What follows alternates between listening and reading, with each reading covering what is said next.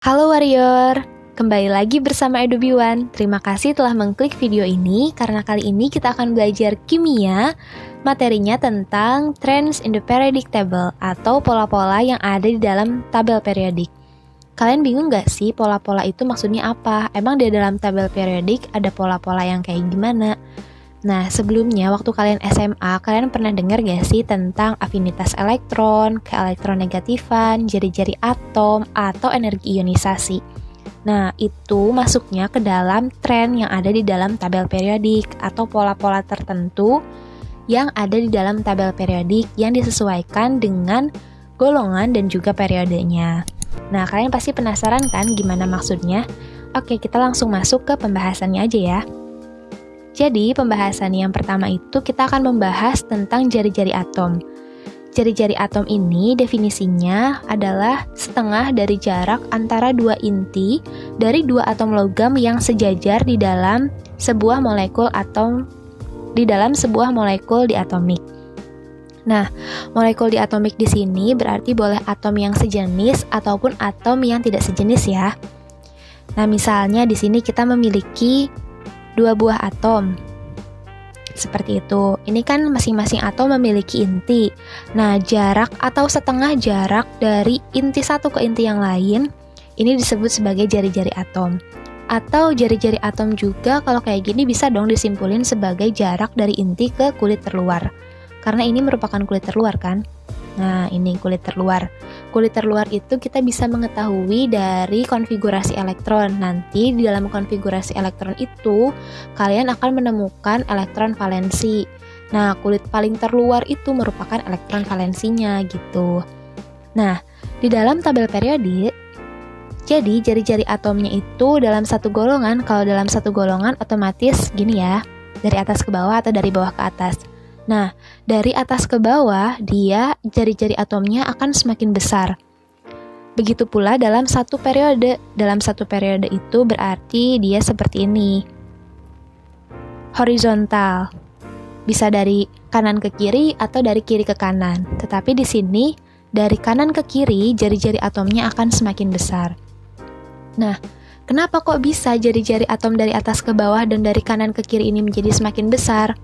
Kita lihat di sini, dalam satu golongan dari atas ke bawah, nomor atomnya akan semakin bertambah. Misalnya, hidrogen. Hidrogen di sini memiliki nomor atom 1. Sedangkan fransium, ketutupan ya, di situ fransium itu memiliki nomor atom 87. Nah, memiliki nomor atom 87. Otomatis dengan adanya kenaikan nomor atom, maka konfigurasi elektronnya juga akan semakin panjang dong, dan kulit atomnya juga akan semakin banyak. Jadi semakin bertambahnya nomor atom atau semakin besarnya nomor atom, maka akan semakin banyak kulit atau lintasan yang akan ditempati oleh elektron, yang menyebabkan semakin panjangnya jarak inti dengan kulit terluar. Karena jari-jari atom tadi adalah jarak inti ke kulit terluar, seperti itu. Jadi jari-jari atomnya semakin besar deh kayak gitu. Begitu pula dalam satu periode. Seiring bertambahnya nomor atom, maka jari-jari atomnya akan semakin besar seperti itu. Nah, selanjutnya ke pembahasan yang kedua, yaitu energi ionisasi. Energi ionisasi ini merupakan energi minimum yang diperlukan untuk melepaskan satu elektron dari atom yang berwujud gas pada keadaan dasarnya. Energi ionisasi ini juga berhubungan dengan jari-jari atom. Jadi, energi ionisasi itu kan energi yang diperlukan suatu atom untuk melepaskan elektron kan, untuk memberikan elektron, melepaskan elektron seperti itu pada kulit valensinya atau elektron valensi, elektron pada kulit terluarnya. Nah, jadi semakin jauh inti dengan elektron valensi atau kulit terluarnya, maka elektronnya akan semakin mudah lepas. Bener gak? Jadi kan inti itu bermuatan positif, sedangkan elektron valensi itu, setiap elektron itu kan bermuatan negatif. Otomatis daya tarik antara inti dengan elektron ini menjadi semakin lemah kalau jaraknya semakin jauh. Berbeda halnya kalau jaraknya semakin dekat, dia daya tariknya akan semakin kuat seperti itu. Jadi semakin besar jari-jari atom, maka jarak antara inti dengan kulit terluar ini menjadi semakin jauh. Sehingga energi ionisasi yang diperlukan untuk melepaskan elektron akan semakin kecil. Maka dari itu, dalam satu golongan, dari atas ke bawah dan dari kanan ke kiri, energi ionisasinya menjadi semakin kecil. Seperti itu. Nah, semakin besar energi ionisasi, maka semakin sukar untuk melepaskan elektronnya. Kita bisa lihat di sini misalnya energi ionisasi yang dimiliki oleh unsur golongan halogen atau 7, unsur golongan 7A. Nah, unsur golongan 7A mereka memiliki elektron valensi 7. Artinya mereka lebih atau memiliki kecenderungan untuk menangkap elektron dibandingkan untuk melepaskan elektron. Yang dimaksud kecenderungan untuk menangkap elektron ini agar mereka bisa mencapai keadaan stabil seperti gas mulia yang memiliki elektron valensi 8 atau disebut sebagai hukum oktet seperti itu. Jadi, gas-gas mulia ini memiliki energi ionisasi yang sangat tinggi karena hal ini bersesuaian dengan hampir semua dari gas mulia ini tidak reaktif secara kimia. Jadi mereka sudah stabil. Maka dari itu energi ionisasinya atau kemampuan untuk melepaskan elektronnya ini semakin tinggi karena semakin sulit untuk melepas seperti itu karena mereka sudah stabil. Seperti itu. Lalu yang ketiga adalah afinitas elektron. Afinitas elektron ini merupakan energi yang dilepaskan atau yang diperlukan pada saat masuknya elektron ke dalam atom atau ion netral dalam keadaan gas. Jadi kalau tadi energi ionisasi ini adalah energi yang diperlukan untuk melepaskan elektron, kalau afinitas elektron ini adalah energi yang diperlukan untuk menerima elektron atau pada saat elektron masuk ke dalam atom atau ion netral dalam keadaan gas. Nah, seperti halnya energi ionisasi, ketika elektron ini masuk ke dalam orbital, otomatis akan ditarik dong oleh inti atom yang bermuatan positif. Sedangkan kita juga tahu, setiap atom ini memiliki elektron. Nah, jadi antara inti atom dengan elektron ini kita harus bisa membandingkan kekuatannya ketika ada elektron lain yang masuk. Misalnya, di sini ada atom, lalu ada elektron lain yang mau masuk ke sini, otomatis si inti atom yang bermuatan positif dengan elektron-elektron yang ada di sekitar inti atom ini, kita harus bisa melihat bagaimana kekuatan daya tariknya, apakah si elektron ini akan berikatan dengan inti atom, daya tarik antara elektron yang akan masuk dengan inti atom ini lebih kuat dibandingkan daya tolak yang dimiliki elektron dengan elektron.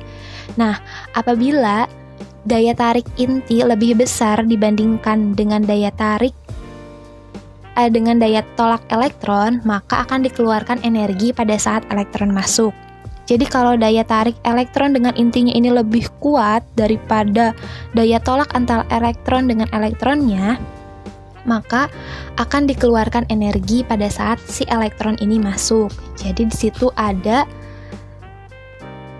mengeluarkan energi. Kalau mengeluarkan energi otomatis eksoterm kan. Nah, tetapi kalau misalnya daya tarik inti lebih kecil dibandingkan dengan daya tolak elektron, maka akan dibutuhkan sejumlah energi agar dapat memasukkan elektron ke orbital. Seperti itu. Jadi, energi yang diperlukan ini merupakan energi yang bersifat endotermik. Seperti itu. Nah, dalam tabel periode dari atas ke bawah dalam satu golongan, afinitas elektronnya akan semakin kecil. Begitu pula dalam satu periode.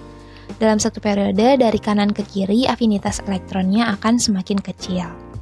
Nah, afinitas elektron terbesar dimiliki oleh unsur halogen atau 7A, karena unsur golongan ini paling mudah untuk menangkap elektron, seperti itu.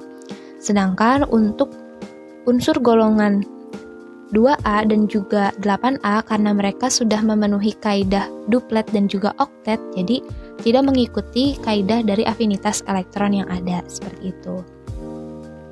Nah, yang selanjutnya adalah keelektronegatifan. Keelektronegatifan ini merupakan kemampuan suatu atom untuk menangkap elektron sehingga membentuk ion negatif. Jadi kemampuan, kalau yang energi ionisasi ini kalau yang afinitas elektron ini adalah energinya, kalau keelektronegatifan ini adalah kemampuan suatu atom untuk menangkap.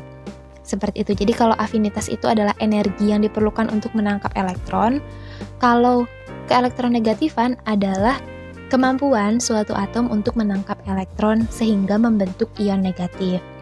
Nah, trennya dari atas ke bawah dalam satu golongan itu cenderung semakin kecil energi ionisasinya, sedangkan dalam satu periode dari kanan ke kiri itu juga semakin kecil. Hal ini juga berhubungan dengan jari-jari atom, karena semakin panjang jari-jari atom atau semakin jauh jarak inti dengan kulit terluar, maka atom akan cenderung semakin mudah untuk melepaskan elektron valensinya dibandingkan untuk menangkap elektron valensinya. Jadi, keelektronegatifan yang dimiliki oleh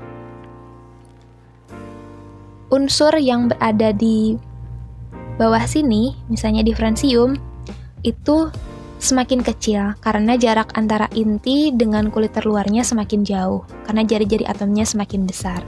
Jadi dia cenderung untuk melepaskan elektronnya. Seperti itu. Sedangkan unsur yang ada di golongan 7 itu cenderung untuk menangkap elektron. Seperti itu. Sehingga kecenderungan unsur halogen untuk menangkap elektron ini lebih besar dibandingkan dengan unsur golongan 1A. Seperti itu. Jadi keelektronegatifannya lebih besar.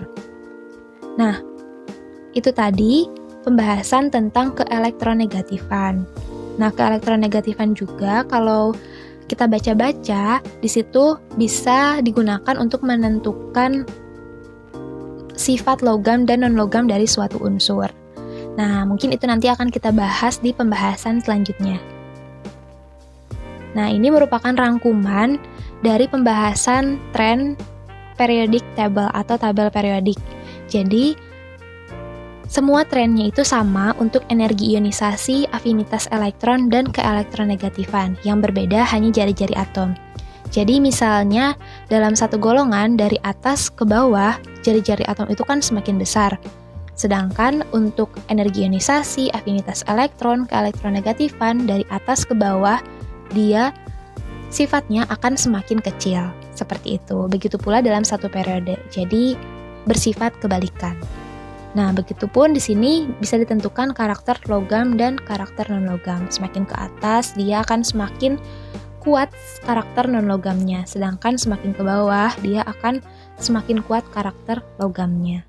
Oke, warrior, mungkin itu yang bisa aku bagikan mengenai pemahamanku dari kimia ini.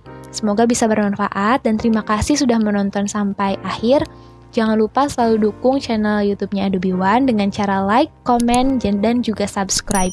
Mohon maaf kalau misalnya aku masih banyak belepotan dalam penyampaiannya. Semoga kedepannya aku bisa lebih pandai lagi dalam menyampaikan. Oke, jangan lupa juga dibagikan ke teman-teman kalian supaya informasi ini bisa bermanfaat bagi banyak orang. Dan kalian juga bisa follow akun sosial media kita, ada di deskripsi box. Ada di Instagram, Twitter, Facebook, dan juga TikTok. Jangan lupa di follow. Terima kasih, salam edukasi.